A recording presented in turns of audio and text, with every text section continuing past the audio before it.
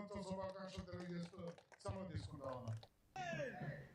కాకినాడ జిల్లా కోటనందూరు మండలం అల్లిపూడిలో ఇంటింటికి తెలుగుదేశం కార్యక్రమంలో పాల్గొన్న ప్రభుత్వ విప్ ఆలేరు యనమల దివ్యకు మహిళలు మంగళ హారతులు తాంబూలాలతో ఘనస్వాగతం పలికారు. గ్రామంలో ఇంటింటికి పర్యటించిన ఆమె ప్రజల సమస్యలు తెలుసుకుని అధికారులకు పరిష్కార చర్యలు చేపట్టాలని ఆదేశించారు. అలాగే ప్రభుత్వం అమలు చేస్తున్న సంక్షేమ పథకాలపై ఆరా తీస్తూ అర్హులందరికీ ప్రయోజనాలు అందేలా చర్యలు తీసుకుంటామని హామీ ఇచ్చారు.